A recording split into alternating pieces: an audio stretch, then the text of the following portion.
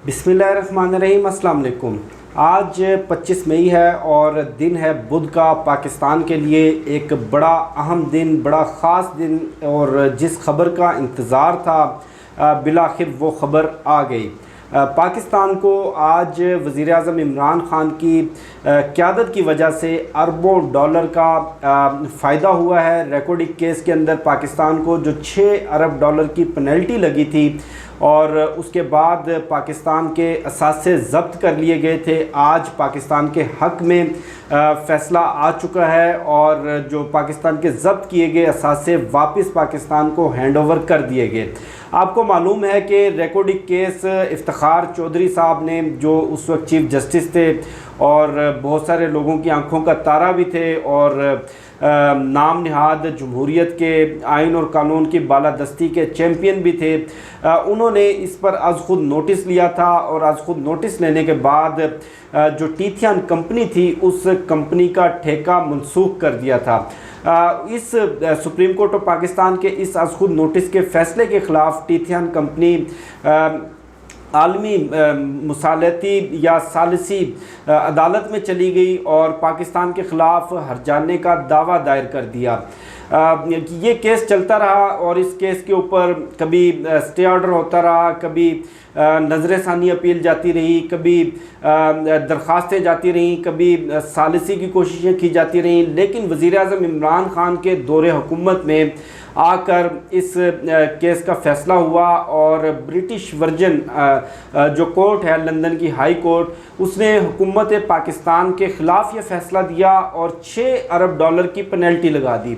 बहुत सारे उस वक्त नाम नहाद दानिश्वर और जमहूरियत के चैम्पियन, जिनको सारी जमहूरियत और जिनको सारी दानिश्वरी इमरान ख़ान की ज़ात में नज़र आती है या इनकी हुकूमत के ख़िलाफ़ इनकी दानिश्वरी और इनकी जमहूरियत जागती है, इल्ज़ाम लगाना शुरू कर दिया कि जी तबाह बर्बाद कर दिया गया, मांग तांग कर कर्ज़ा लेकर कशकोल फैलाकर इतना पैसा इकट्ठा नहीं किया गया था जितना पेनल्टी की मद में पाकिस्तान को टीका लग चुका है। 6 अरब डॉलर बहुत बड़ी अमाउंट थी। आप इस अमाउंट का अंदाज़ा लगाएं कि पाकिस्तान का जो IMF प्रोग्राम है, जिसकी वजह से महंगाई का एक सैलाब पाकिस्तान में आया, हर चीज़ महंगी हुई, हर शोबे के ऊपर जिसका असर हुआ, बिजली महंगी हुई, गैस महंगी हुई, यानी कि ज़रूरत की हर चीज़, और पाकिस्तान के ख़िलाफ़ इतनी सख्त तरीन शराइत आयद की गई, जकड़ लिया गया पाकिस्तान की सॉवरेनिटी को IMF की जानिब से। वो टोटल प्रोग्राम 7 अरब डॉलर का था, जबकि सिर्फ एक केस में पाकिस्तान को जो जुर्माना आयद किया गया वो 6 अरब डॉलर का जुर्माना था। जबकि ये जुर्माना वसूल करने के लिए न्यूयॉर्क में PIA की मलकियत रोज़ वेलेट होटल, जो 110 कमरों पर मुश्तमिल है और न्यूयॉर्क के सबसे महंगे तरीन इलाके में ये होटल है, जिसकी मालियत करीबन 4.5 अरब डॉलर है, वो ज़ब्त कर लिया गया। और उसके अलावा पेरिस में एक होटल पाकिस्तान का, वो ज़ब्त कर लिया गया। आज पाकिस्तान का मौक़िफ़ दुरुस्त तस्लीम करते हुए जो साबका फ़ैसले थे रिकॉर्डिंग से मुतल्लक टीथियान कंपनी के हक़ में दिए गए फ़ैसले भी कालदम हो गए और पाकिस्तान का मौक़िफ़ मान लिया गया। पाकिस्तान से जुर्माना भी ख़त्म कर दिया गया, पाकिस्तान के ज़ब्त किए गए असासे भी वापस कर दिए गए। अब ये जो नाम निहाद जमहूरियत के चैम्पियन, ये नाम निहाद दानिश्वर, इनकी ज़ुबानों पर ताले पड़ गए हैं। किसी के मुंह से एक लफ्ज़ तक सताइश का ना निकला कि वो गंद, वो मलबा, वो बोझ जो साबका दौरे हुकूमत का इमरान ख़ान को उठाना पड़ा, जिसकी वजह से पाकिस्तान को भारी जुर्मानों का सामना करना पड़ा, जिसकी वजह से पाकिस्तान को अरबों डॉलर के खसारे का सामना करना पड़ा। किस तरह इमरान ख़ान की क़यादत ने, किस तरह इमरान ख़ान की हुकूमत ने भरपूर तरीके से ये मुकदमा लड़ा, ना सिर्फ लड़ा बल्कि जीत कर भी दिखाया।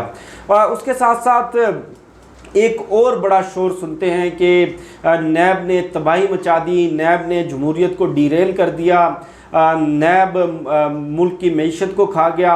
इतने बड़े बड़े मुकदमात बनते हैं लेकिन रिकवरी एक पैसे की भी नहीं होती। आज मुश्ताक रईसानी को करप्शन के इल्ज़ामात में 10 साल कैद की सज़ा सुना दी गई है और उसके अलावा उनके तमाम तर असासे ज़ब्त कर लिए गए हैं और उसके साथ साथ उनके घर से 65 करोड़ रुपया बरामद हुआ था। 125 करोड़ रुपया मुश्ताक रईसानी नैब को वापस दे चुके हैं और करीबन 73 करोड़ रुपए के इनके असासाजात वो जब्त कर लिए गए। अब जेल की हवा भी खानी पड़ेगी। अब ज़रा सियासी महाज पर रोशनी डाल लेते हैं। शहबाज शरीफ मुल्क से फ़रार होने की कोशिश की उन्होंने, और जिस तरह से की वो आप सब ने देख ली, और जिस तरह से उन्होंने बारीक वारदात डाली और जो लंदन जाने की दरख्वास्तें थीं और उन दरख्वास्तों पर जो हुक्म दिया था, उनको परमिशन दी गई थी लाहौर हाई कोर्ट की जानिब से, और बाद में हुकूमत ने उनको रोक लिया। फिर वो तौहीन अदालत की दरख्वास्त लेकर चले गए, उन फ़ैसलों पर अमल दरामद की दरख्वास्त लेकर चले गए। बाद में वो दरख्वास्तें सारी की सारी वापस ले ली, लेकिन अब ये मामला शहबाज शरीफ के गले पड़ता हुआ नज़र आ रहा है। सुप्रीम कोर्ट में आज जो कुछ हुआ और आइंदा चंद दिनों में शहबाज शरीफ के साथ क्या होने वाला है, ये बहस अपनी जगह, लेकिन एक जो सिनारियो अब तक बनता हुआ नज़र आ रहा है वो बड़ा दिलचस्प है। वो नून और शीन की बातें तो निकलती ही थी, अमनी मुजाहिरा आज देखने में आया।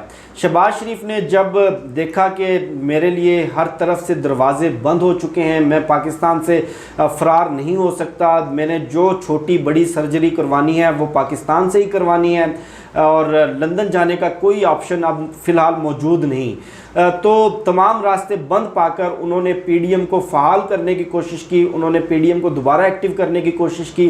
कल इशाइये के ऊपर उन्होंने पीडीएम रहनुमाओं को बुलाया। पहली चपेट उनको उस वक्त पड़ी जब मौलाना फजलुर रहमान ने, पीपल्स पार्टी की मरकज़ी क़यादत ने, अवामी नेशनल पार्टी की मरकज़ी क़यादत ने इस इशाइये में शिरकत करने से मना कर दिया और बी कैटेगरी की, बी टियर की क़यादत कल उनके इशाइये में गई। और उसके बाद आज शहबाज शरीफ की मौलाना फजलुर रहमान से बड़ी अहम मुलाकात हुई, और इन सारी मुलाकातों का मकसद तो डेफिनेटली सियासत में अपनी जगह बनाना, सियासत में अपनी अहमियत को मनवाना, पार्टी के अंदर अपनी ग्रिप को मजबूत करना, क्योंकि जिस तरह मरियम नवाज़ पार्टी को तबाह बर्बाद कर चुकी हैं, जिस तरह उन्होंने अपने पूरे टब्बर को, पूरे ख़ानदान को ज़लील व रुस्वा किया, ख्वार किया।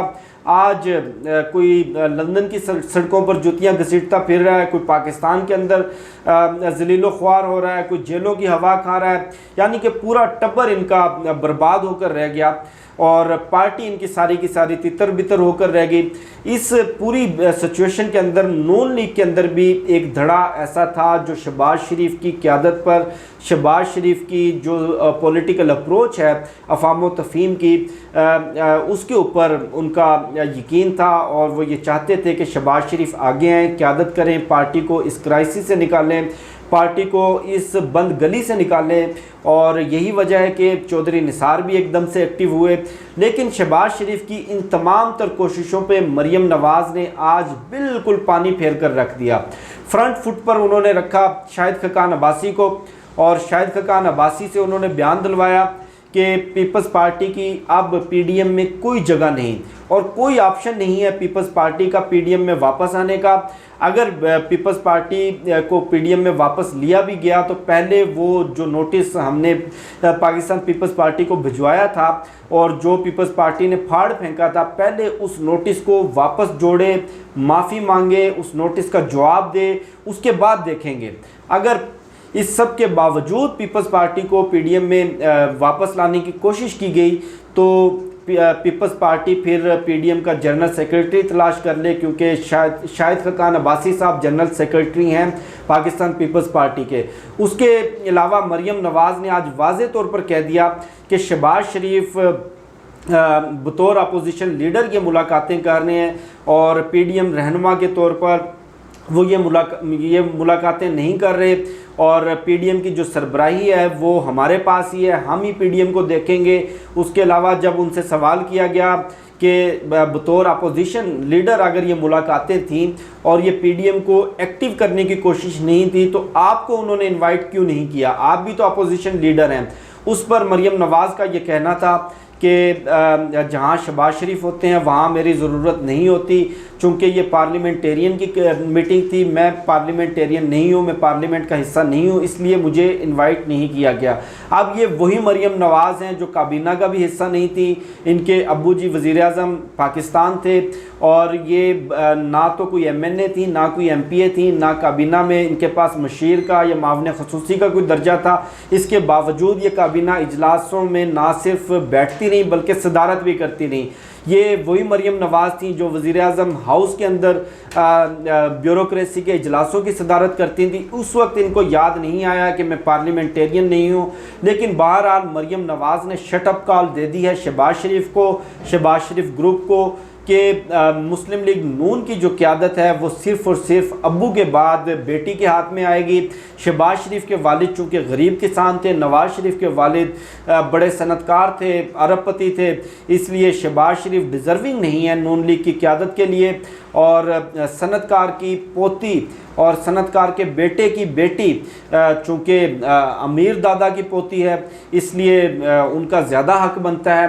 बहरहाल जो नून और शीन की बातें थी ये आइंदा चंद रोज़ के अंदर आपको मज़ीद वाज़े होकर नज़र आने लगेंगे। मुझे शफ़क़त अली को दीजिए इजाज़त, इंशाल्लाह आपसे फिर नेक्स्ट वीडियो में मुलाकात होगी। अल्लाह पाक पाकिस्तान का हामी नासिर हो।